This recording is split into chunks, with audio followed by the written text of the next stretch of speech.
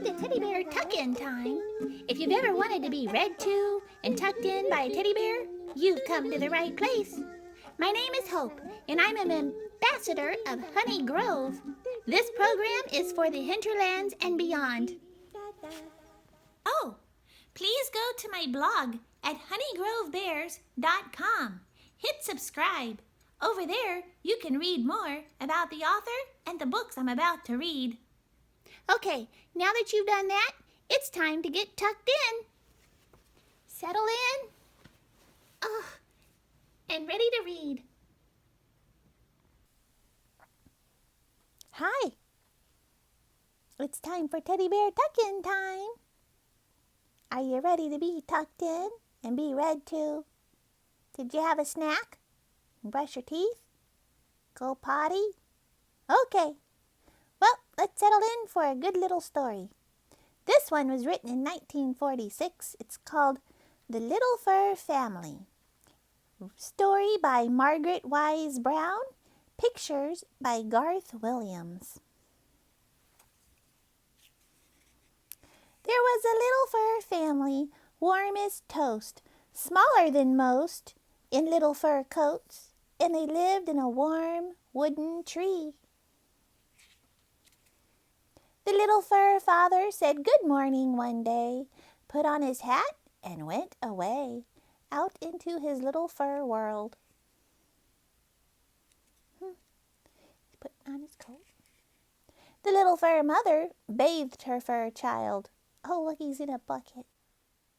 And off he went to play in the wild wood where they lived. It was a wild, wild wood. Wild flowers grew all over the ground, and wild winds blew through the air. Wild nuts fell from the wild nut trees, and wild grass tickled the fur child's nose. He tickled his nose and made him sneeze. Kerchoo! Kerchoo! That sneeze woke up his grandpa, who lived in a hollow stump. And Grandpa came walking, thump, thump, thump, and walked out of his hollow stump and said, "Bless you, my little fur grandson, every time you sneeze." Kerchoo! "Bless you," said the little fur child. "Thank you," said his grandpa. Then old Grandpa went thump, thump, thump, and walked back into his hollow stump.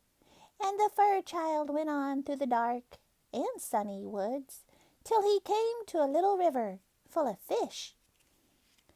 The fish didn't have any fur, and they didn't have any feet, and they swam around under the river. The little fur child watched them for a long time. Then he reached in the river and pulled out a fish and looked at it, and then, kerplunk, he threw it back in the river. He reached into the air, and he caught a flying bug, and he held it in his hand, and he looked at it. And the bug didn't have any fur. It was shiny and had little wings. Then, shoo, he threw it back in the air. Then he caught a little tiny, tiny fur animal, the littlest fur animal in the world. It had warm, silky fur and even a little fur nose. So he kissed it right on its little fur nose, and he put it gently back in the grass, and the little tiny, tiny fur animal ran down a hole into the ground. Look how little he is. The sun went down beyond the river. The sky grew wild and red, and the little fur child turned around and ran for home. Oh, look at the pink sky. It looks like it's early spring.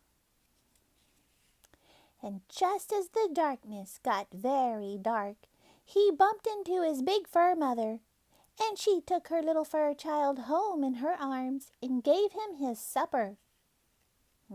I'm sure he was hungry. And there was his father, who put him to bed, and they tucked him in bed all soft and warm. I like that. And they held his paw, and they sang him a song. Sleep, sleep, our little fur child, out of the windiness, out of the wild. Sleep warm in your fur all night long, in your little fur family. This is a song. I wonder if that's how it went. The end. Oh, what a sweet story and lovely illustrations.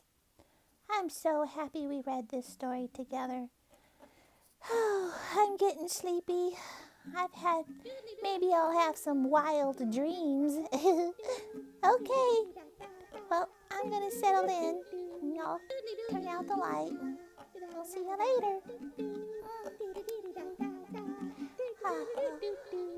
Don't forget, subscribe and